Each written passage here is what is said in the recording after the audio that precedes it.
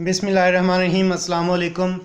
हम बात कर रहे थे प्लाज्मा फ़िज़िक्स में last time non uniform fields की, और उसमें हमने नॉन यूनिफॉर्म मैग्नेटिक फील्ड लिया था और हमने मैग्नेटिक फील्ड की मैग्नीट्यूड के लिहाज से चेंज देखा था, और उसके लिहाज से फिर हमने चार्ज पार्टिकल की मोशन देखी थी। तो हमने देखा था कि जो गाइडिंग सेंटर है उसकी वेलोसिटी में ड्रिफ्ट आएगा। तो अब यहाँ पे हम देखेंगे कि अगर मैग्नेटिक फील्ड जो है वो डायरेक्शन के लिहाज से चेंज हो रहा है तो इसको हम कर्व्ड बी ले लेते हैं। अच्छा, यहाँ पे हमने इनहोमोजेनिटी जो है उसको एक लिमिट तक महदूद रखा है, यानी कि हमने इनहोमोजेनिटी को, नॉन यूनिफॉर्मिटी जो मैग्नेटिक फील्ड में है, उसको अपनी आसानी के लिए जो है वो कॉन्स्टेंट्स में रखा हुआ है। तो लेकिन कॉम्प्लिकेटेड मैग्नेटिक फील्ड्स भी होते हैं, यानी कि नॉन यूनिफॉर्म मैग्नेटिक फील्ड होते हैं इनहोमोजेनियस, जो कि काफ़ी कॉम्प्लिकेटेड होते हैं मैग्नीट्यूड के लिहाज से भी, डायरेक्शन के लिहाज से भी। एनीहाउ, यहाँ पे हम बात करते हैं एक ऐसे फील्ड की जो कि कर्व्ड है, मैग्नेटिक फील्ड, और यहाँ पे जो ड्रिफ्ट प्रोड्यूस होगा उसको हम कर्वेचर ड्रिफ्ट कहेंगे। आप यहाँ पे देख रहे हैं लाइंस ऑफ फोर्स को हमने मैग्नेटिक फील्ड लाइंस को कर्व्ड फॉर्म में लिया हुआ है, और इनका जो रेडियस ऑफ कर्वेचर है उसको हम आर सी से रिप्रेजेंट कर रहे हैं। ये एक दूसरे से इक्वल डिस्टेंस पर हैं। इसका मतलब है कि मैग्नेटिक फील्ड की जो डेंसिटी है इस स्पेस के अंदर वो कांस्टेंट है, यानी कि मैग्नीट्यूड कांस्टेंट है, सिर्फ डायरेक्शन जो है वो चेंज हो रही है। अच्छा, फिर यहाँ पे जब चार्ज मूव करेगा तो उसको एक सेंट्रीफ्यूगल फोर्स का सामना करना पड़ेगा। तो लाइंस ऑफ फोर्स जो इसके हमने बात की थी कि कर्व्ड हैं और मैग्नीट्यूड कांस्टेंट है, तो इसलिए रेडियस यहाँ पे इनका कांस्टेंट है। और फिर एक चीज़ और भी हम देखते हैं कि इस तरह का मैग्नेटिक फील्ड वैक्यूम में मैक्सवेल इक्वेशंस को ओबे नहीं करेगा। तो उसकी वजह यह है कि मैक्सवेल इक्वेशन को वैक्यूम में वही फील्ड ओबे करेगा जो कि डायरेक्शन के लिहाज से यूनिफॉर्म हो। यहाँ पे ऐसी कंडीशन हमें नज़र नहीं आ रही, इसलिए यहाँ पे ये वाला मैग्नेटिक फील्ड वैक्यूम में मैक्सवेल इक्वेशन को ओबे नहीं करेगा।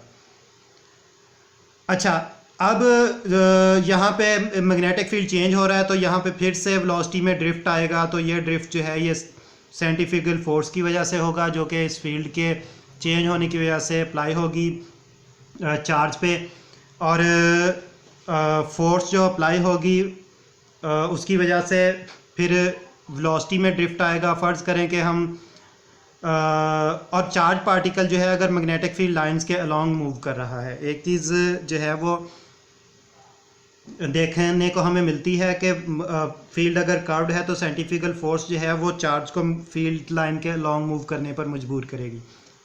यहाँ पे वी परपेंडिकुलर स्केयर मैंने रिप्रेजेंट किया हुआ है, ये बेसिकली एवरेज है, एवरेज स्केयर है उस रैंडम वेलोसिटी के कंपोनेंट का जो कि पैरेलल है बी के।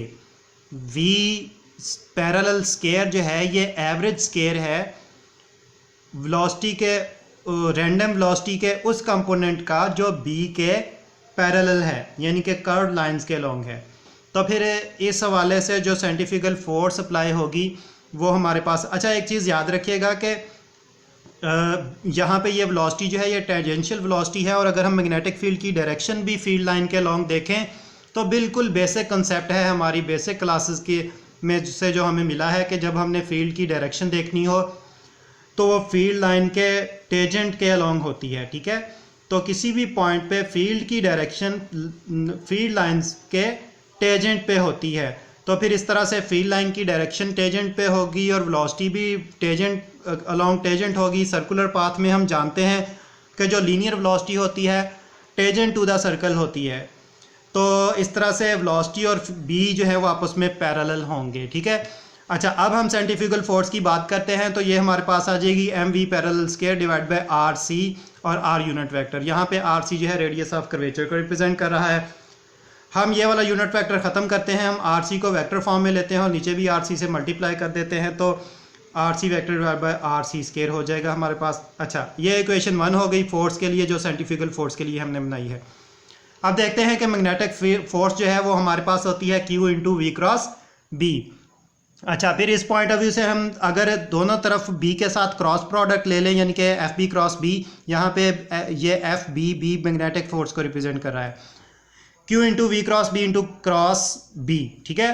तो हम जो है ये Q into V cross B को शिफ्ट कर लेते हैं लेफ्ट पे, सॉरी सिर्फ वी क्रॉस बी को लेफ्ट पे शिफ्ट कर लेते हैं। ये क्यू जो है जब एफ क्रॉस बी की तरफ जाएगा तो ये रेसिप्रोकल में आ जाएगा, तो 1 और Q into F B cross B आ गया। वी क्रॉस बी प्रोडक्ट को हम उल्टा के लिख रहे हैं तो साथ में नेगेटिव साइन आ जाएगा, क्योंकि हम जानते हैं क्रॉस प्रोडक्ट जो है ये नॉन कम्यूटेटिव होता है, या क्रॉस प्रोडक्ट को अगर हम शफल करें तो वो नेगेटिव में आ जाता है, यानी कि A cross B is equal to minus B cross A, तो यहाँ पे वही प्रॉपर्टी अप्लाई हो गई। राइट साइड जो है हमारे पास एज इट इज़ है। इसको अगर हम एक्सपेंड करें प्रोडक्ट रूल के, कर्ल के प्रोडक्ट रूल के मुताबिक, तो हमारे पास ये नेगेटिव साइन हमने बाहर कॉमन ले लिया, तो ये हमारे पास आ जाता है B into V dot B minus B square V. Right side हमारे पास एज इट इज़ आ गई। अच्छा, अब v डॉट बी जो है ये ज़ीरो होगा, क्योंकि v और b के दरमियान एंगल 90 डिग्री का है। हम ये बात पहले ही बिल्कुल पिछले लेक्चर में भी डिस्कस कर चुके हैं कि हम चार्ज को मैग्नेटिक फील्ड में जब इंटर करवाएंगे तो परपेंडिकुलरली इंटर करवाएंगे, तो एंगल 90 डिग्री का होने की वजह से v और b के दरमियान cos 90 डिग्री, ये जो डॉट प्रोडक्ट ओपन होगा cos 90 डिग्री आएगा, cos 90 डिग्री ज़ीरो हो जाएगा। तो हमारे पास टर्म बच गई माइनस बी स्केयर वी, ये वाला नेगेटिव पॉजिटिव हो गया, B square V is equal to 1 और Q into V F B cross B आ गया। अच्छा, अब अगर बी स्केयर को हम राइट साइड पे शिफ्ट कर दें, ये राइट साइड पे डिनोमिनेटर में चला जाएगा, जैसे कि यहाँ पे आप देख रहे हैं। अब यहाँ पे v जो है इसको अगर हम वी आर ले लें, यानी कि पार्टिकल की वेलोसिटी जो कि रेडियस ऑफ कर्वेचर के अलोंग है, तो हमारे पास एफ बी जो है जो यानी कि मैग्नेटिक फोर्स जो है ये सेंट्रीफ्यूगल फोर्स का काम कर रही है। तो फिर हमने जो यहाँ पे ये वाली, यानी कि ये मैं दिखा देता हूँ, ये वाली जो वेलोसिटी की इक्वेशन बनाई है, इसमें v की जगह वी आर आ जाएगा, एफ बी की जगह एफ सी एफ आ जाएगा। एफ सी एफ से मुराद है सेंट्रीफ्यूगल फोर्स। तो हमारे पास इक्वेशन इस फॉर्मेट में आ जाएगी, V R is equal to 1 और Q into F C F cross B divided by B square. अगर हम इक्वेशन 1 से जो है वो वी आर की वैल्यू जो है वो यहाँ पे, सॉरी वी आर नहीं, एफ सी एफ की वैल्यू यहाँ पे सब्स्टिट्यूट करें, सेंट्रीफ्यूगल फोर्स की जो हमने इक्वेशन बनाई थी इक्वेशन 1, जो उसकी यहाँ पे वैल्यू सब्स्टिट्यूट करें, तो हमारे पास ये वी आर आ जाता है M V perpendicular square, sorry parallel square divide by Q into B square R C square whole into R C cross B. तो ये वो ड्रिफ्ट वेलोसिटी है जो कर्वेचर ड्रिफ्ट कहलाता है, और यानी कि यहाँ पे वेलोसिटी में जो ड्रिफ्ट आ रहा है ये कर्वेचर के अलोंग आ रहा है, इसलिए कर्वेचर ड्रिफ्ट कहलाएगा। अब ये वाला ड्रिफ्ट क्या करेगा? ये वाला ड्रिफ्ट बेसिकली चार्ज को मैग्नेटिक फील्ड में से बाहर की तरफ जाने पर मजबूर करेगा, क्योंकि सेंट्रीफ्यूगल फोर्स अप्लाई हो रही है। अगर हम डेल क्रॉस बी को सिलेंड्रिकल कोऑर्डिनेट्स में लें तो ये हमारे पास आ जाता है 1 over R into partial over partial R R B theta.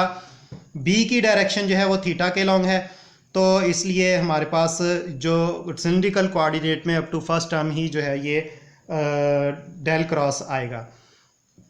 जी जो है ये रिप्रेजेंट कर रहा है कि हमारे बी की जो डायरेक्शन है वो एक ही एक्सिस के लॉन्ग है, और उस जी को जो है वो फिर हम अगर सिलेंड्रिकल फॉर्मेट में देखें तो ये बी थीटा के लॉन्ग हो जाएगा। अच्छा, फिर हम ये भी बात कर चुके हैं कि मैक्सवेल इक्वेशंस जो हैं यहाँ पे ओबे नहीं होंगी, मैग्नेटिक फील्ड मैक्सवेल इक्वेशन ओबे नहीं करेगा वैक्यूम में, ये वाला मैग्नेटिक फील्ड क्योंकि कर्व्ड है, नॉन यूनिफॉर्म है डायरेक्शन में, तो इसलिए डेल क्रॉस बी ज़ीरो होगा। दूसरी बात ये भी है कि हम देख रहे हैं कि यहाँ पे मैग्नेटिक फील्ड अगर मैग्नीट्यूड के लिहाज से चेंज नहीं हो रहा तो वो कोई इलेक्ट्रिक फील्ड इंड्यूस नहीं करेगा, इस पॉइंट ऑफ व्यू से भी डेल क्रॉस बी ज़ीरो होगा।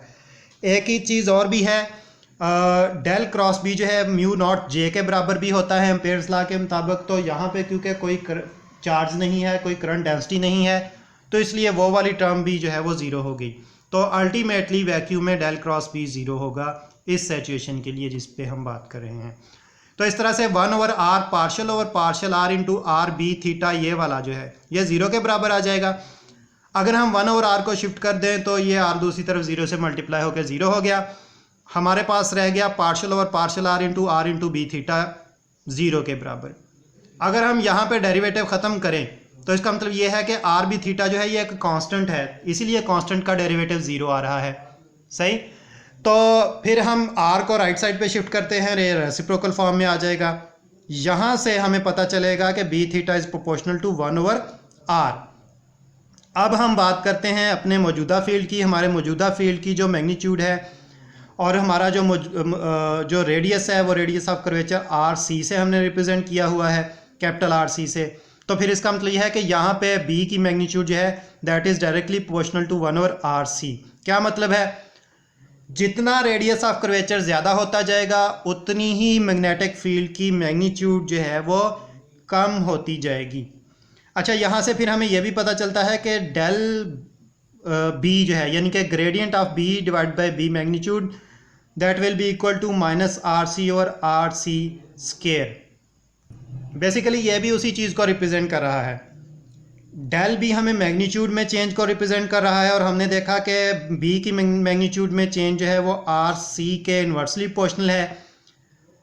और यहाँ पे फिर से अगर बी आ गया तो फिर इसका मतलब ये है कि हमने एक और जो है वो आर से राइट साइड पे डिनोमिनेटर में मल्टीप्लाई करना है। अगर हमने मल्टीप्लाई किया तो ऊपर हमने, यानी कि अगर हमने नीचे डिनोमिनेटर में मल्टीप्लाई किया तो ऊपर भी हमने मल्टीप्लाई किया। सिंपली इसको हमने इस फॉर्म में इस तरह से लिख लिया कि हमारे पास बी जो था वो प्रोपोर्शनल था 1 ओवर आर सी के, बी डिवाइड बी है जो है वो आर सी और आर सी आ जाएगा। इक्वलिटी फिर हमने ये किया कि डेल बी जो है यानी कि चेंज लिया, तो चेंज जो है वो फिर दूसरी तरफ हमारे पास नेगेटिव में आएगा, क्योंकि हम ये देख रहे हैं कि ये इन्वर्स रिलेशन है, इसलिए लेफ़्ट साइड पे जो चेंज है वो राइट साइड पे चेंज के अपोजिट होगा, इसलिए यहाँ पे नेगेटिव साइन आ गया। फिर आर जो है इसका स्केयर हो जाएगा। ठीक है, आई होप कि ये चीज़ आपको क्लियर हो गई होगी। अच्छा, अब इसी को अगर हम मॉडिफाई करें, बी मॉड को दूसरी तरफ शिफ्ट करें, तो डेल बी मॉड जो है ये हमारे पास आ जाएगा minus B mod into R C और आर सी स्केयर। अब हमने एक इक्वेशन बनाई थी लास्ट लेक्चर में, V del B is equal to plus minus 1 over 2 V perpendicular R L B cross del B over B square. हम तो del B की जगह हम क्या पुट करेंगे, minus B mod into R C और R सी अगर अलग कर, अच्छा जब यहाँ पे ये चीज हम पुट करेंगे दे तो डेल बी और बी की जगह हमारे वाला बी जो है ये एज इट इज आ गया, ये स्क्वायर हमने यहाँ पे प्लस माइनस जो है और नेगेटिव साइन की वजह से माइनस, फिर हमारे पास ये बी आ गया डेल बी की जगह और साथ में आर सी और आर सी स्क्वायर आ गया। यहाँ पे जो नेगेटिव साइन था ये इस प्लस माइनस को माइनस प्लस में चेंज कर देगा। थोड़ी सी सिंप्लीफिकेशन होगी, वो ये होगी कि ये वाला बी क्योंकि ये मैग्नीट्यूड में है और ये वाला बी भी मैग्नीट्यूड में है, यहाँ से एक कैंसिल आउट होगा तो डिनोमिनेटर में एक बी बच जाएगा, यहाँ पे बी क्रॉस आर सी बच जाएगा। मैं यहाँ पे वेक्टर नोटेशन नहीं दे रहा, लेकिन क्रॉस प्रोडक्ट इस बी और इस आर सी के दरमियान में है, नीचे आर सी स्क्वायर आ जाएगा, बाकी ये वाली क्वांटिटी भी एज इट इज़ रिपीट हो जाएगी। तो हमारे पास वी डेल बी के लिए जो इक्वेशन बनी थी उसको फिर से हम प्लस माइनस में चेंज करेंगे। कैसे, बी क्रॉस आर सी जो आया था उसको हम आर सी क्रॉस बी में ले लेंगे, तो ये वो नेगेटिव साइन जो है वो फिर से इसको प्लस माइनस में चेंज कर देगा। अब आर एल जो है ये हमारे पास है M V perpendicular divide by Q B, और एक चीज़ याद रखें कि यहाँ पे क्यू जो है ये हम मैग्नीट्यूड फॉर्म में पुट करेंगे। जब आर एल की जगह ये सब्स्टिट्यूशन करें तो हमारे पास वी डेल बी की इक्वेशन आ जाती है 1 ओवर 2 एम ओवर क्यू, यहाँ से आ गया एक वी परपेंडिकुलर एक यहाँ से और एक वी परपेंडिकुलर यहाँ से, जब मल्टीप्लाई होगा वी परपेंडिकुलर स्क्वायर फॉर्म में आ जाएगा। और इसके साथ साथ हमारे पास ये R C cross B over नीचे ये वाला बी और ये वाला बी मल्टीप्लाई होके बी स्क्वायर फॉर्म में आ जाएगा यहाँ पे, और आर सी स्क्वायर फॉर्म में आ जाएगा यहाँ पे। अच्छा, अब हम देख रहे हैं कि यहाँ पे हमने पॉजिटिव नेगेटिव नहीं लिया। क्यों नहीं लिया? जब हम आर एल को पुट करते हैं तो चार्ज की, क्योंकि हम सिर्फ मैग्नीट्यूड की बात करते हैं, जब हम चार्ज की सिर्फ मैग्नीट्यूड की बात करते हैं तो फिर चार्ज के पॉइंट ऑफ व्यू से तो यहाँ पे हम साइन को रिप्रेजेंट नहीं करेंगे, क्योंकि हमने जस्ट चार्ज की मैग्नीट्यूड पुट करनी है, तो चार्ज के हवाले से फिर साइन जो है वो यहाँ पे नहीं आएगा पॉजिटिव नेगेटिव। दूसरी चीज़ हम देख रहे हैं कि वी परपेंडिकुलर के पॉइंट ऑफ व्यू से, क्योंकि ये स्केयर फॉर्म में है। तीसरी चीज़ यहाँ पे भी हमें ये स्केयर नज़र आ रहे हैं। ये क्रॉस प्रोडक्ट जो है ये क्योंकि हमारे पास अलॉन्ग द कर्वेचर है, ये भी पॉजिटिव ही रहेगा, इसलिए हमारे पास यहाँ पे ये सारे का सारा पॉजिटिव फॉर्म में आ जाएगा। बाकी रहेगी बात वेलोसिटी की डायरेक्शन की, तो हमें क्रॉस प्रोडक्ट से मिल जाएगी। अब उससे फिर जो है वो हमें आइडिया होगा कि नेट वेलोसिटी की डायरेक्शन क्या होगी। और एक चीज़ याद रखें कि अगर क्रॉस प्रोडक्ट के रिज़ल्ट में, यानी कि अगर ये क्रॉस प्रोडक्ट सॉल्व करते हुए रिज़ल्ट में नेगेटिव साइन आ जाए, तो उस नेगेटिव साइन से मुराद सिर्फ वेलोसिटी की डायरेक्शन होगी। यहाँ पे ओवरऑल इक्वेशन जो है वो हमें एक पॉजिटिव बिहेवियर रिप्रेजेंट कर रही है।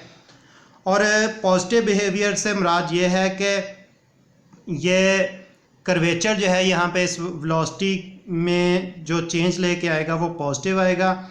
या दूसरे लफ्ज़ों में हम ये कह सकते हैं कि यहाँ पे वेलोसिटी जो है, ड्रिफ्ट जो है वो बढ़ेगा। अगर ड्रिफ्ट बढ़ेगा तो फिर जो है वो चार्ज बाहर की तरफ मूव करेगा। अच्छा, फिर एक इक्वेशन हमने और भी डिस्कस की थी, वो है V R is equal to M over Q V पर parallel square R C cross B over R sorry over B square into R C square. तो अगर हम इक्वेशन 3 को और इक्वेशन 2 को एडअप करें, ये वाली इक्वेशन 2 थी, तो इक्वेशन 2 को और इक्वेशन 3 को एडअप करें तो इसमें हम एक चीज़ और देख रहे हैं कि यहाँ पे बहुत सारी चीज़ें कॉमन हैं। जैसे कि एम ओवर क्यू की हम बात करें तो ये भी कॉमन है, और R C cross B over B square into R C square, ये टर्म भी कॉमन है दोनों में। तो इस तरह से ये कॉमन आ जाएंगे हमारे पास। जैसे कि यहाँ पे आप देख रहे हैं M over Q into R C cross B over B square R C square common आ गया। हमारे पास वी डेल बी से 1/2 वी परपेंडिकुलर स्केयर आ जाएगा, और वी आर से वी पैरेलल स्केयर आ जाएगा। तो आप यहाँ पे देख रहे हैं कि ये दोनों एडअप हो जाएंगे। अच्छा, तो हमारे पास नेट वेलोसिटी की ये इक्वेशन बन जाएगी। अब ये नेट वेलोसिटी की इक्वेशन जो है वो किन किन बेसिस पर है?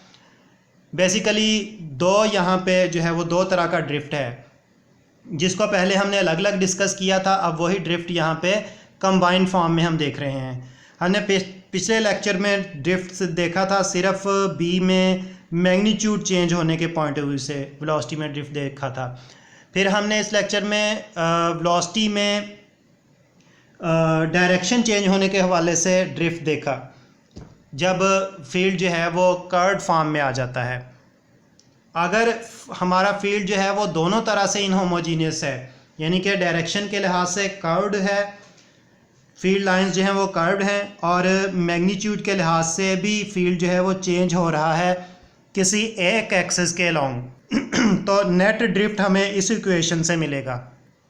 दोनों वेलोसिटीज़ का एडअप होना ये ज़ाहिर करता है कि फील्ड में दोनों तरह की इनहोमोजेनिटी की वजह से, यानी कि डायरेक्शन और मैग्नीट्यूड में इनहोमोजेनिटी की वजह से जो नेट ड्रिफ्ट है वो बढ़ेगा। तो अगर नेट ड्रिफ्ट बढ़ेगा तो जो मूविंग चार्ज पार्टिकल है फील्ड के अंदर, वो फिर प्लाज्मा के फील्ड के अंदर जो है वो स्टे नहीं कर पाएगा, बल्कि वो बाहर की तरफ जाने की कोशिश करेगा। यह चीज़ जो है ये हमें इक्वेशन से भी नज़र आ रही है। आउटवर्ड डायरेक्शन में वेलोसिटी जो है वो पॉजिटिव होती है, जो कि इक्वेशन से हमें मिल रही है।